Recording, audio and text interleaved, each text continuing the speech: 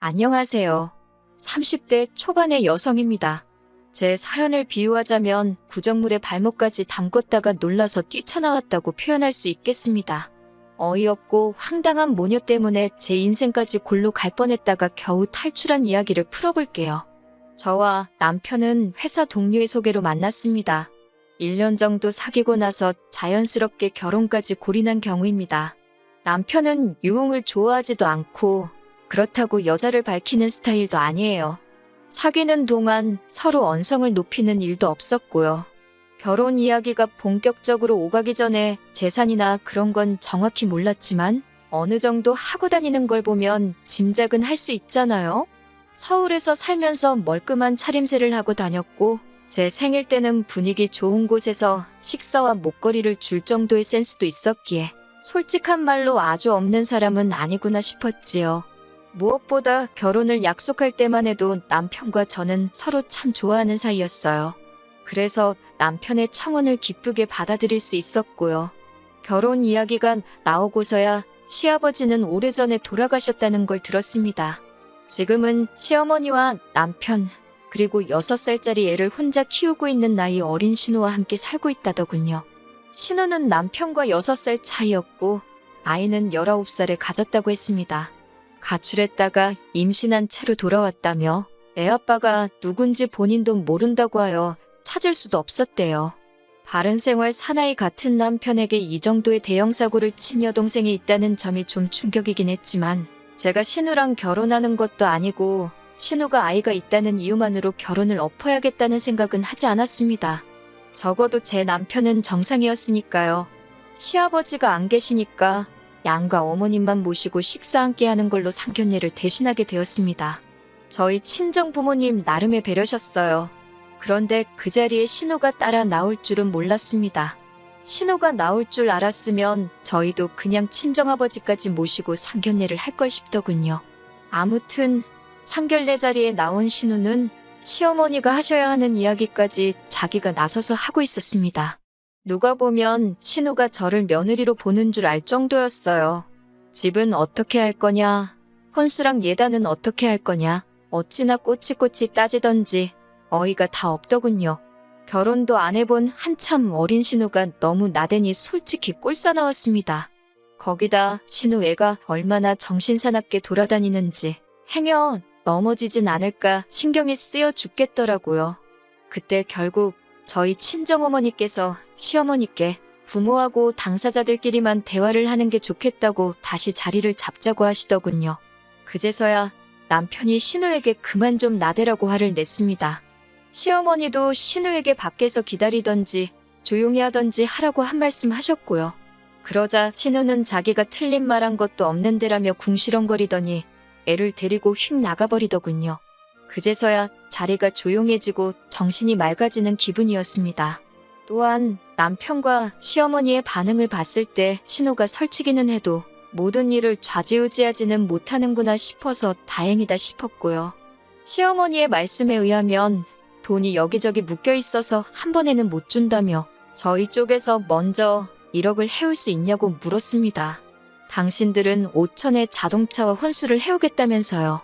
언뜻 계산해봤을 때 혼수와 자동차만 해도 어차피 5천은 넘겠다 싶었고 그럼 거의 반반 결혼이 되겠다 싶었습니다.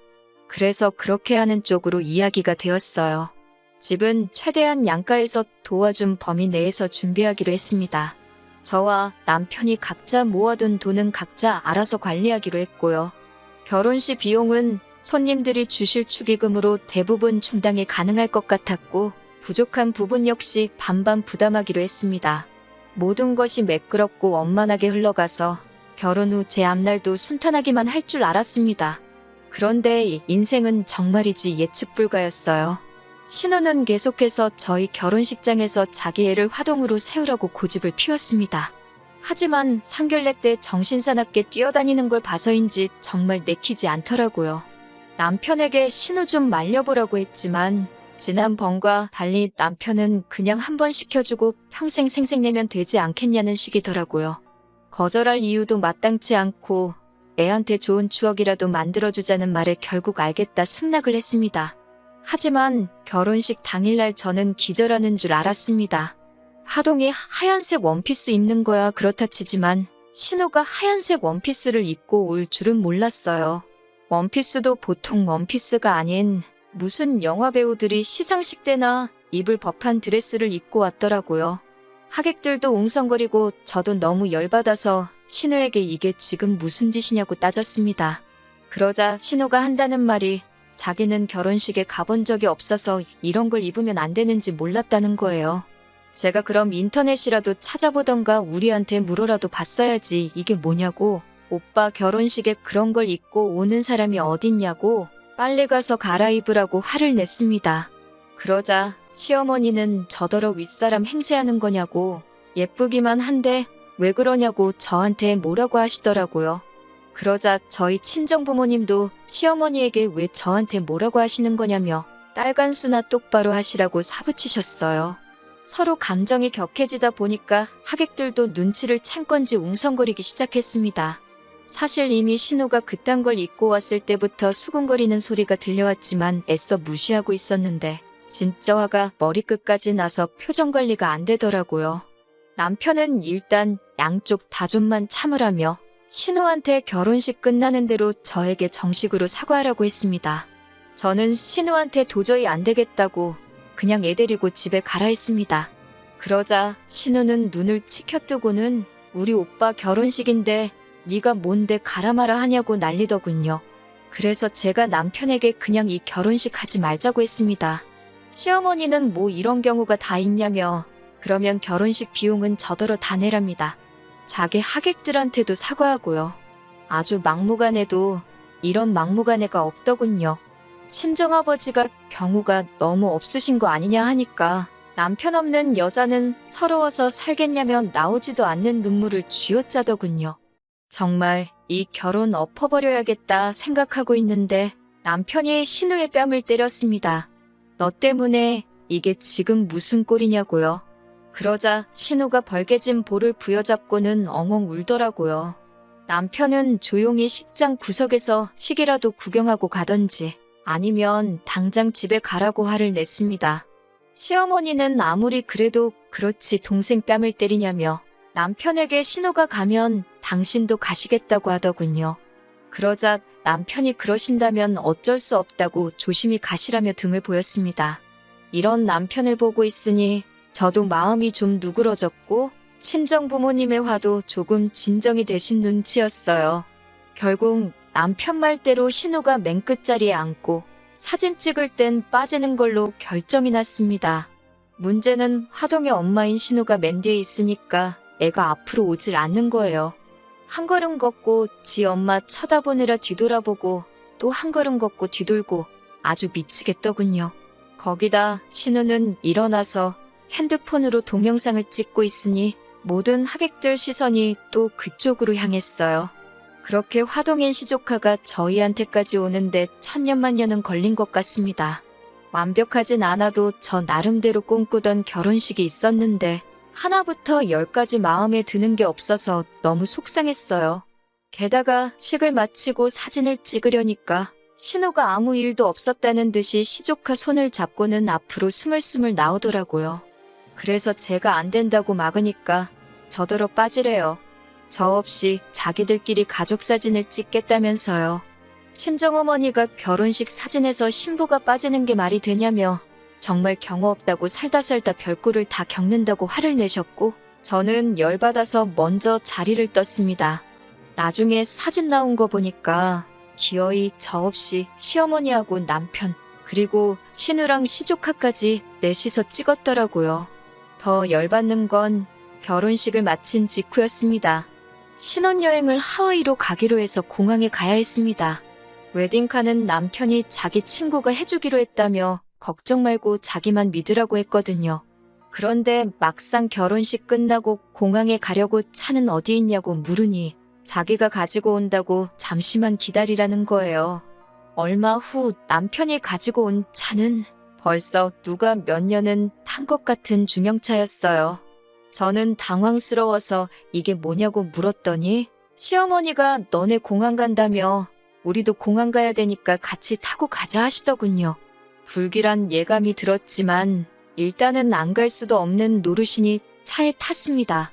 그것도 시어머니가 당신 멀미하신다고 앞에 앉으셔서 저는 뒤에 신우랑 신우 조카랑 앉아 있었어요. 공항에는 왜 가시냐 하니까 집에 남자라곤 저희 남편 하나인데 이제 없을 거라 생각하니까 서운하기도 하고 무섭기도 해서 여행 가신답니다. 공항에 도착해서도 저희 곁에서 떨어질 생각을 안 하시길래 저는 어디로 가시냐고 물었습니다. 솔직히 같은 곳으로 간다고 하실까봐 무서워서 여쭤보질 못하고 있었어요. 하지만 왜 불안한 예감은 늘 맞아떨어지는 걸까요? 시어머니와 신우의 여행지는 저희의 신혼여행지와 일치했습니다. 저는 남편에게 잠깐 이야기 좀 하자고 한쪽으로 불러낸 뒤 혹시 알고 있었냐고 물었습니다. 그러자 남편은 저에게 진정하라며 가서는 완전히 따로 다닐 거니까 신경 안 써도 된다고 하더군요. 제가 그 말을 어떻게 믿냐고 그러니까 진짜라고 믿어달라고 자기도 시어머니나 신우하고 같이 여행 다니기 죽기보다 싫다며 자기만 믿으라더군요. 진짜 서러워서 눈물이 나고 열받아서 욕이 나오는 상황이라 가기 싫었습니다. 하지만 막상 안 간다고 말하려니 여러 가지 생각들이 머릿속을 스치더라고요. 결혼식 직전에 그 난리통을 피우고 주변 사람들한테 신혼여행을 왜 안 갔는지 어떻게 설명할 것이며 친정 부모님은 무슨 낯으로 뵐 것이며 그럼 파혼을 해야 하는 건데 결혼식에 참석한 하객들은 저를 어떻게 생각할지 아무리 생각해도 답이 안 나오더라고요. 결국 저는 남편의 말을 마지막으로 믿어보기로 하고 같이 여행을 가게 되었습니다. 그리고 남편의 약속대로 시어머니와 신우의 숙소는 저희 숙소와는 조금 떨어진 곳에 위치해 있었습니다. 저는 비로소 안도의 한숨을 내쉬었고 근사한 곳에서 남편과 저녁을 먹으며 시간을 보냈습니다.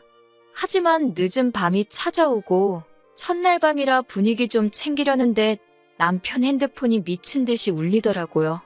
남편은 샤워 중이었기에 제가 전화를 받았더니 벌써 잘 준비를 하냐면서 여기 경치도 좋은데 맥주나 한잔 하러 가자고 신우가 그러더라고요. 그래서 어른들이 맥주를 마시러 가면 시조카는 어쩌냐고 물었습니다. 그러자 시조카는 한번 잠들면 누가 업어가도 모른다고 괜찮다는 거예요. 제가 제정신이냐고 애를 혼자 호텔에 두고 술 먹을 생각을 하냐고 한 소리 했습니다. 그러자 신우가 그렇게 걱정되면 남편이랑 같이 자기 숙소에 와서 저는 시조카를 보랍니다. 자기랑 시어머니는 제 남편이랑 나가서 맥주라도 한잔 해야겠다고요. 제정신인가 싶어서 아가씨는 피곤하지도 않냐고 잠이나 자라고 하고 전화를 끊어버렸습니다. 씻고 나온 남편에게 신우가 전화했었다고 진짜 미친 거 아니냐 그러니까 맨날 집에서 애만 키우다가 밖에 나와서 애가 정신을 못 차리나 보다고 미안하다고 했습니다. 그러면서 오늘 하루 저더러 마음고생 많이 했다고 미안하다고 또 사과를 하더라고요. 남편이 사과를 한다고 해서 망쳐버린 하루를 돌이킬 수 있는 건 아니었지만 그래도 조금 위로가 되기는 하더군요. 이튿날이었습니다. 느지막이 일어나 호텔 수영장에서 좀 놀다가 점심을 먹으러 가는데 신우에게 또 전화가 오더라고요. 그러더니 밥을 먹으러 가고 싶은데 말이 안 통해서 그런다며 저희더러 같이 가자는 거예요. 한 끼 정도는 같이 먹어도 괜찮지 않겠냐며 제 눈치를 살피는 남편에게 안 된다고 하기도 그래서 알겠다고 했습니다. 밥을 다 먹고 나서 당연하다는 듯 신우랑 시어머니는 먼저 자리에서 일어났고 계산은 저희가 했습니다. 한 끼 사줄 수도 있는 거고 그걸로 기분이 나쁘진 않았습니다. 문제는 그 이후에 발생했어요. 신우가 밥도 다 먹었고 이제 어디 갈 거냐고 물었습니다. 계획대로라면 저와 남편은 하와이 특산품도 사고 쇼핑도 하려고 했는데 왠지 사실대로 말하면 신우랑 시어머니가 따라올 것 같았습니다. 그래서 제가 어머님이랑 아가씨는 저희 신경 쓰지 마시고 즐거운 시간 보내시라 했어요. 그런데 남편이 눈치 없이 우리는 쇼핑 갈 건데 같이 가겠냐고 묻더군요. 제가 남편을 쳐다보니까 쇼핑몰이 얼마나 큰 줄 아냐면서 그 안에서 따로 다니면 된다는 거예요. 울며 겨자 먹기로 쇼핑몰도 같이 갔습니다. 솔직히 이때부터는 저도 한국 가서 단판을 지어야겠다는 마음이어서 표정 관리가 전혀 되지 않았습니다. 그러다 명품 매장에 가게 되었어요. 검소하신 저희 친정어머니께서는 생전 당신 손으로 좋은 브랜드 가방 하나를 사시는 법이 없었거든요. 그래서 어머니 가방이랑 아버지 신발이라도 사갈까 하고 들어가게 된 거예요. 그런데 진짜 저희 쫓아다니나 생각이 들 정도로 소름 끼치게 신우랑 시어머니가 뒤따라 들어오더군요. 그러더니 시어머니가 제 옆에 바짝 붙어서는 뭐 사려고 그러냐면서 갑자기 당신도 하나 사달라 하시더군요. 예단으로 이미 다른 브랜드에서 하나 싸드렸는데 그러시니까 당혹스럽더군요. 그때 남편이 시어머니와 신우에게 하나씩 고르라고 그러면서 장모님 거랑 같이 계산 좀 해달랍니다. 자기가 다음 달 월급 받으면 준다나요. 저는 신용카드 한도를 핑계로 저희 어머니 가방만 샀고 그때부터 남편도 감정이 상했는지 저에게 말을 걸지 않더라고요. 저는 몸이 안 좋다는 핑계로 먼저 숙소에 들어와서 곰곰이 생각을 해봤습니다. 남편이 겉으로는 아닌 척 하면서 저렇게 신우와 시어머니를 챙기는 건지 말이에요. 저녁 시간이 다 지나서 남편은 숙소에 돌아왔고 저를 보더니 화는 좀 풀렸냐고 묻더군요. 남편에게 시어머니와 신우가 내일도 같이 다니게 되는 거냐고 물어봤습니다. 한번 그냥 떠본 거였는데 남편은 아차 싶다는 표정을 짓고 있더군요. 그러면서 오늘 하루 같이 다녔는데 뭐 큰 문제 없지 않았냐면서 내일까지만 동행하고 내일 모레부터는 정말 우리끼리만 따로 다닐 거라는 거예요. 저는 마지막으로 사주신다는 차는 어떻게 된 거냐고 물었습니다. 남편은 멋쩍은 표정을 지으며 어제 공항에 타고 온 차, 그게 우리 차라고 하더군요. 해주신다는 5천도 신혼여행 다녀오면 주신대서 집 계약도 미루고 있었는데 뭐 하나 약속한 대로 된 게 없더군요. 저는 남편에게 그냥 이쯤에서 헤어지자고 했습니다. 결혼 잘못한 것 같다고요. 결혼식장에서 신우가 한 진상짓부터 여기까지 따라와 신혼여행을 망쳐버린 당신 식구들하고 평생 부대끼며 살 자신이 없다 했습니다.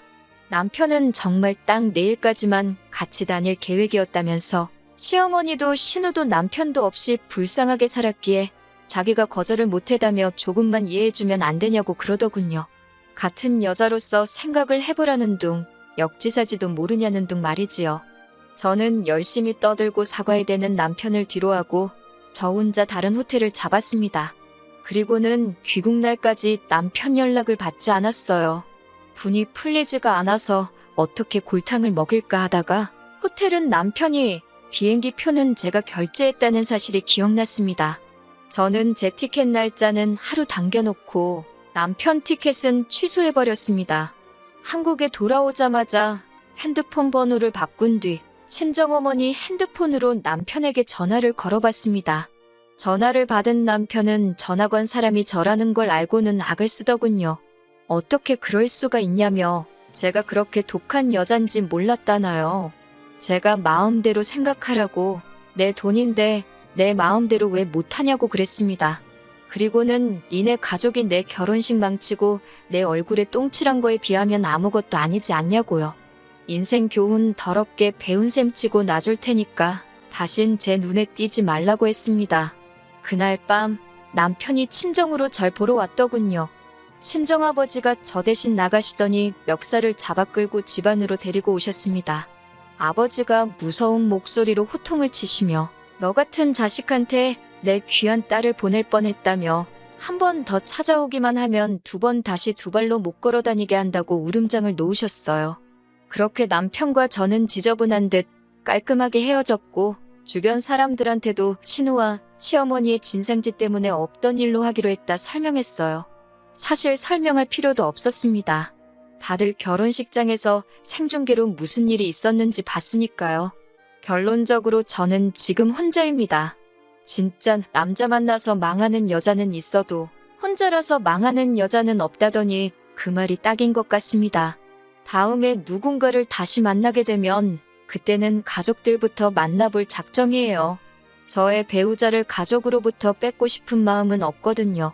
그런데 제가 그 집 아들을 빼앗아갔다고 생각하는 가족들이라면 저랑 가족이 되기 전에 미리 놓아주려고요. 물론 그런 사람들을 다시 만나진 않겠지만요. 질질 끌지 않고 빠르게 결정 내려서 얼마나 다행인지 모르겠네요. 아무쪼록 남편은 집에서 아버지 역할도 하고 친후 남편 역할도 하면서 평생을 그렇게 살았으면 좋겠습니다.